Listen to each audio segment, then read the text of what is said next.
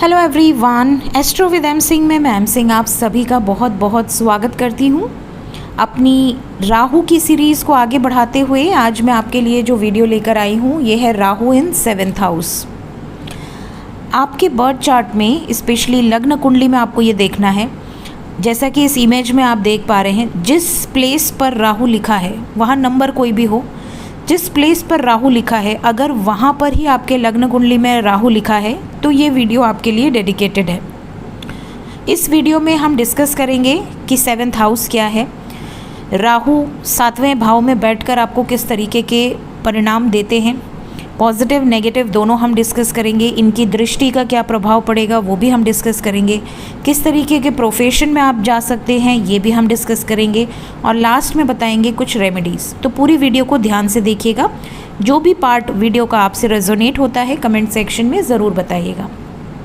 तो देखिए राहु क्या दर्शाते हैं, इस पर मैंने ऑलरेडी प्लैनेट्स इन एस्ट्रोलॉजी में वीडियो बनाई हुई है।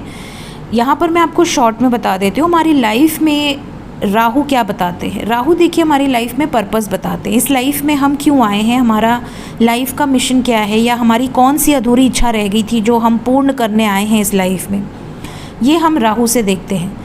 साथ ही साथ राहु ऑब्सेशन को भी दर्शाते हैं, किसी चीज़ को पा लेने की जो ज़िद होती है, जो डिज़ायर होती है, इच्छा होती है, आपकी पैशन होती है, ये सब राहु दर्शाते हैं। राहु को नॉर्थ नोड ऑफ मून कहा गया है, ये शैडो प्लैनेट है, छाया ग्रह कहा जाता है। राहु टैबू ब्रेकर भी होते हैं, जो पुराने रीति रिवाज जो कि आज के टाइम के अकॉर्डिंग सही नहीं है उन्हें चेंज करने का दम या उसको लांघ कर उसके आगे बढ़ने का दम जिस व्यक्ति में होता है उसका राहु डेफिनेटली बहुत एक्टिव होता है। बात करें 7th हाउस की, तो 7th हाउस देखिए आपके स्पाउस का हाउस है। जैसे लग्न आपका भाव है, आपकी पर्सनालिटी, आपका इंटेलिजेंस, वैसे ही 7th house other peoples house कहा गया है, जिसमें आपकी legal partnership, marriage partnership, business partnership, ये जो भी पार्टनरशिप्स हैं आपकी, ये 7th हाउस से हम देखते हैं। साथ ही साथ राहु जब 7th भाव में बैठते हैं तो सबसे पहला इफेक्ट आपको क्या देखने मिलेगा। सबसे पहला ऐसे जो जातक होते हैं इनका सूर्य जहाँ भी होगा लग्न कुंडली में वो मजबूत हो जाएगा। ठीक है, जब भी राहु आपके 7th में बैठेंगे आपका सूर्य चाहे जिस भी भाव में बैठा है वो काफ़ी मजबूत हो जाएगा।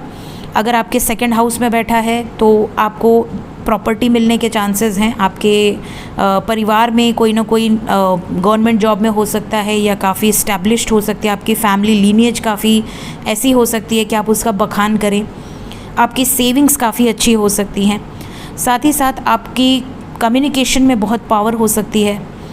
अगर आपके 6th हाउस में सन बैठे हैं तो यहाँ पर आप देखोगे कि आपके दुश्मन चाहे कितने भी हों लेकिन विजय प्राप्त करेंगे आप दुश्मनों पर विजय प्राप्त करेंगे, आपका दबदबा रहेगा जिस भी क्षेत्र में आप काम करेंगे। ठीक है, इस तरह की एनर्जीज़ होती हैं।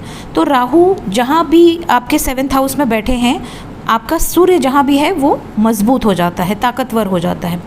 देखिए 7वें भाव में बुध और शनि की एनर्जी और शुक्र की एनर्जी देखी गई है, क्योंकि तुला राशि में शनि उच्च के होते हैं और कालपुरुष के कुंडली के अकॉर्डिंग 7th भाव तुला का होता है। तो यहाँ पर आप देखोगे ना कि अगर किसी का राहु 7th भाव में है तो ऐसे जो जातक होते हैं ना ये करियर में काफ़ी अच्छा करते हैं, बिजनेस काफ़ी अच्छा कर सकते हैं, इनको राज दरबार में उच्च पद मिलने की जो एनर्जी है ये ज्योतिष में बताई गई है। मतलब गवर्नमेंट जॉब मिलना या गवर्नमेंट में ऊंची पोजीशंस पर रहना, इनके लिए ज़्यादातर केसेस में देखा गया। ऐसे जो जातक होते हैं ये पॉलिटिक्स में काफ़ी अच्छा करते हैं। साथ ही साथ ऐसे जो जातक होते हैं मरकरी बहन का कारक होता है। ठीक है, तो ऐसे में अगर ये अपनी बहन या बेटी के साथ रिश्ता अच्छा रखें तो इनका जो बिज़नेस है वो डे बाय डे और ज़्यादा ग्रो करता है। लेकिन यहाँ पर मैं बता दूँ कि राहु अगर 7th में बैठे हैं तो ये शुक्र को पीड़ित कर देते हैं। मतलब आपकी जो मैरिड लाइफ होती है इसमें कहीं ना कहीं आप अनसेटिस्फाइड फील करते हैं।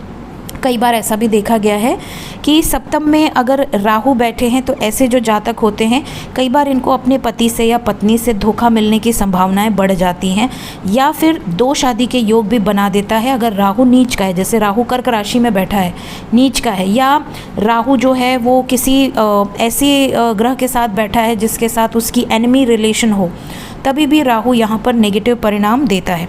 ये भी बता दूँ कि राहु अगर सप्तम में होते हैं तो ऐसे लोगों की शादी ज़्यादातर केसेस में 21 साल से पहले तो बिल्कुल नहीं करनी चाहिए। और ऐसी लोगों की शादी कई बार ऐसा देखा गया है कि आउट ऑफ द लॉ, जैसे आप इंडियन है लेकिन आपने किसी फॉरेनर से शादी कर ली, या फिर आप किसी ऐसे पर्सन से शादी कर रहे हो जिसके लिए सोसाइटी में अलाउड नहीं है। जैसे हिंदू हैं तो अगर ब्राह्मण है तो ब्राह्मण में शादी करते हैं, ठीक है। जैसे जो कास्ट एक सिस्टम है कि हाँ हमारे तो इसी कास्ट में शादी होती है, तो वैसे ये लोग आउट ऑफ द बाउंड्री जाकर शादी कर सकते। थोड़ी इनकी अनयूजुअल सी रिलेशनशिप्स हो सकती हैं, या फिर किसी मैरिड लाइफ में होते हुए भी इनके एक्स्ट्रा मैरिटल अफेयर्स हो जाएं। इस तरह की संभावनाएं भी बढ़ जाती हैं। कई बार ऐसा भी देखा गया है कि इनके रिलेशनशिप, जैसे कोई डिवोर्सी है या कोई विडो है, इसके साथ भी इनके रिलेशन हो सकते हैं। या फिर ये भी देखा गया है कि इनके रिलेशन किसी फॉरेन कंट्री में, या इनकी जो स्पाउस हो वो फॉरेन ओरिजिन की हो, या फिर फॉरेन से रिलेटेड उनका कोई स्रोत हो, इनकम कोई बिजनेस करती हो जो कि फॉरेन से रिलेटेड हो। इस तरह का सीन ज़्यादातर केसेस में देखा गया है। इवन ऐसे जो जातक होते हैं ना, ये अगर फॉरेन एक्सपोर्ट इंपोर्ट का काम करें या फॉरेन से रिलेटेड लिंक रखें तो इनके लिए बिज़नेस के पॉइंट ऑफ व्यू से काफ़ी अच्छा माना गया है। सप्तम में जो राहु होते हैं इनके ज़्यादातर केसेस में ऐसे लोगों से लिंक देखे जाते हैं जो बहुत ही पावरफुल पोजीशंस पर हों, जैसे बड़े बड़े एक्टर एक्ट्रेसेस या पॉलिटिशियंस जो उच्च पद पर हैं, उन लोगों के साथ इनका उठना बैठना हो, ऐसा ज़्यादातर केसेस में देखा गया है। सप्तम में जिनके भी राहु होता है ये लाइफ में नेम फेम रिकॉग्निशन अपने बलबूते पर, अपने स्ट्रगल पर ज़रूर हासिल करते हैं। बिज़नेस करेंगे तो बिज़नेस में नाम रोशन करेंगे, गवर्नमेंट में जाएंगे तो गवर्नमेंट में नाम रोशन करेंगे। तो ये कहीं ना कहीं राहु इनको फेम देता है। साथ ही साथ ये भी देखा गया है कि ऐसे जो जातक होते हैं कई बार इनका धन तो बहुत आता है इनके पास, इनके थोड़े लेविश लाइफ स्टाइल भी होती है। स्पेशली आफ्टर मैरिज इनकी लाइफ में धन का आगमन बढ़ जाता है। जैसे कहते हैं ना कि शादी के बाद भाग्योदय हो गया इसका, तो शादी के बाद जनरली राहु इनको एक्टिव हो जाते हैं और राहु पॉजिटिव परिणाम देना शुरू कर देते हैं। तो शादी के बाद सडनली जॉब लग जाना, या प्रमोशन हो जाना, या बिज़नेस में तरक्की होना, काफ़ी अच्छा बिज़नेस चलने लगना, नेम फेम अर्न करना, इस तरह की सिचुएशंस देखी जाती हैं। राहु जब सप्तम में होते हैं तो कई बार ये आपको सोशल मीडिया पर काफ़ी फेमस कर देते हैं, क्योंकि राहु टेक्नोलॉजी के कारक हैं। तो कई बार ऐसा भी देखा गया है कि आपके रिलेशनशिप के कारण आप फेमस हो जाएं। जैसे आपका रिश्ता किसी ऐसे व्यक्ति से जुड़ जाए जिसके कारण आप फेमस हो जाएं, या आपका कोई अफेयर ऐसा हो जो कि बाहर जिसके बारे में गॉसिप्स हो जाएं। इस तरह की सिचुएशन भी कई बार देखी गई है। सप्तम में जब राहु होते हैं तो कई केसेस में ये भी देखा गया है कि ऐसा जातक जो होता है ये मनी तो बहुत अर्न करता है, लेकिन कई बार अपने ही पैसों का फ़ायदा ये खुद नहीं उठा पाता, मतलब अपने पैसों को खुद इंजॉय नहीं कर पाता है। इनका धन इनके अपने, मतलब इनके फैमिली वाले या इनके दोस्त मित्र यार जो होते हैं वो ज़्यादा फ़ायदा उठाते हैं इनके अर्जित पैसों का, ठीक है। ऐसी भी सिचुएशन कई बार देखी गई है। इवन सप्तम में जब राहु हो और राहु कमज़ोर हो तो किस तरीके के परिणाम आपको देखने मिलेंगे। राहु जब कमज़ोर होते हैं तो ये काफ़ी ऑपोजिट रिजल्ट्स देने लगते हैं, मतलब फेमस होने की जगह ये आपको डीफेम कर दें। आप किसी गलत कार्य की वजह से समाज में जाने लगें। जैसे आप पर कोई इल्ज़ाम लग जाए और आपको पूरा सोसाइटी जाने या पूरा देश जाने कि हाँ इस पर तो कोई इल्ज़ाम लग गया है, या क्योंकि रिलेशनशिप का भाव है तो रिलेशनशिप्स के कारण आप फेमस होने की जगह डीफेम हो जाएं, ठीक है। आप पे कोई इल्ज़ाम लग जाए, ब्लेम लग जाए, कोर्ट केस हो जाए, इस तरह की सिचुएशन भी देखी गई है। साथ ही साथ कई बार ऐसा भी देखा गया है कि ऐसे जातकों के या तो खुद अफेयर हो जाते हैं या इनके पति पत्नी के अफेयर हो जाते हैं, जिसके कारण कई बार शादी टूटने के योग बन जाते हैं और 2 शादी के योग भी बन जाते हैं। ऐसी सिचुएशन भी कई केसेस में देखी गई, लेकिन ये डिपेंड करता है बाकी प्लेसमेंट्स पर भी देखना होगा कि क्या जुपिटर की दृष्टि 7th हाउस पर है, किसी शुभ ग्रह की दृष्टि अगर 7th पे है तो ये चीज़ें टल सकती हैं। कई बार नेगेटिव होते हैं जब राहु यहाँ पर, तो ये हेल्थ इश्यूज़ भी दे देते हैं और हेल्थ इश्यूज़ ऐसे देंगे जैसे कि अगर आपको हेल्थ इश्यूज़ दे रहे हैं या आपके स्पाउस को, हेल्थ इश्यूज़ ऐसे होंगे जो जल्दी डिटेक्ट नहीं होंगे क्योंकि राहु इल्यूजन का कारक है। तो यहाँ पर कुछ ऐसे हेल्थ इश्यूज़ जो कि हिडन होते हैं, हिडन डिजीज़ेज़ या diseases related with sexual parts, आपके जो सेक्शुअल ऑर्गन्स हैं उससे रिलेटेड कोई डिजीज़ेज़, ऐसी सिचुएशन भी देखी गई है।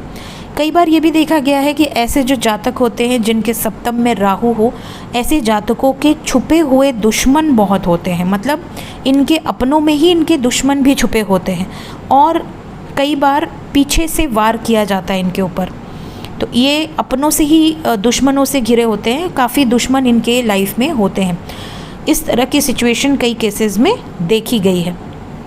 बात करें दृष्टि की, तो राहु जब सप्तम में रहते हैं तो देखिए 5वीं दृष्टि से ये 11th हाउस को देखते हैं, 7वीं दृष्टि से लग्न को देखते हैं, आपके 1st हाउस को, और 9वीं दृष्टि से ये आपके 3rd हाउस को देखते हैं। तो जब 11th हाउस पे दृष्टि जाएगी तो देखिए 11th हाउस लाभ का भाव है। तो आपको ज़्यादातर राहु फॉरेन एलिमेंट्स को दर्शाते हैं, विदेश के कारक माने गए हैं। तो यहाँ पर आप देखोगे कि विदेश के थ्रू आपको पैसा मिलेगा लाइफ में। अगर आप थोड़ी भी मेहनत करते हो तो यहाँ पर विदेश से आपको धन मिल सकता है, या विदेश आप ट्रैवल करोगे तो आपका राहु एक्टिव हो जाएगा और उसके बाद हो सकता है किसी विदेशी कंपनी में आपकी नौकरी लग जाए या विदेश में आप जाकर सेटल हो जाएं। ऐसी सिचुएशन देखी गई है क्योंकि 11th हाउस आपके सोशल नेटवर्क का भी है, आपके बड़े भाई बहन का भी है। तो कई बार आपके बड़े भाई बहन के किसी आइडिया के कारण आपको लाभ हो जाए या उनके सपोर्ट से, उनके आशीर्वाद से लाभ हो जाए। ये भी देखा गया है कि कई बार आपका सोशल नेटवर्क बहुत बड़ा होता है, मतलब आप बहुत ज़्यादा लोगों से घिरे होते हैं, बहुत ज़्यादा लोग आपको जानते हैं, बिग नेटवर्क सर्कल आपका हो सकता है। लेकिन एक नेगेटिव बात यह है कि कई बार अगर राहु नेगेटिव इफ़ेक्ट डालते हैं तो आपके बड़े भाई बहनों की हेल्थ पर बहुत बैड इफ़ेक्ट पड़ता है, जैसे उनकी हेल्थ ख़राब हो जाना। कई बार ये भी देखा गया है कि बड़े भाई बहनों से दूरी बन जाना या बड़े भाई बहन में से किसी की मृत्यु हो जाना, ये भी बहुत ख़राब राहु के केसेस में देखा गया है। सेकेंडली 11th हाउस के बाद लग्न पर दृष्टि जाएगी तो लग्न में केतु बैठे हुए हैं। केतु क्या है? आइसोलेशन के कारक हैं, डिटैचमेंट के कारक हैं। तो यहाँ पर क्या होगा कि जब लग्न पे दृष्टि जाएगी तो राहु प्रेरित करेंगे कि भाई तुझे तो पैसे कमाने हैं, तू तो यहाँ पर अपने सोल पर्पस के लिए आया है, तो तेरे पिछले जन्म की इतनी सारी डिज़ायर है उसको फुलफ़िल करने आया है। और केतु जो है वो सेल्फ सेंटर्ड नहीं होते, अपने आप पर फोकस ही नहीं करना, दुनिया की बातें सुनेंगे लेकिन दुनिया इनके बारे में क्या राय रखती है वो इनके लिए ज़्यादा इम्पॉर्टेंट होता है। ये खुद अपने बारे में कोई राय नहीं रखते, इनको ऐसा लगता है कि कोई बोल रहा है तो सही बोल रहा होगा, तो ये अपना पॉइंट ऑफ व्यू नहीं रख पाते हैं। साथ ही साथ इनका सिक्स सेंस बहुत एक्टिव होता है क्योंकि केतु के पास देखिए सर नहीं है, दिमाग नहीं है, केतु इंट्यूशन का कारक है, तो इनकी इंट्यूशन बहुत तेज़ होती है, बहुत ज़्यादा सिक्स सेंस इनका एक्टिव होता है।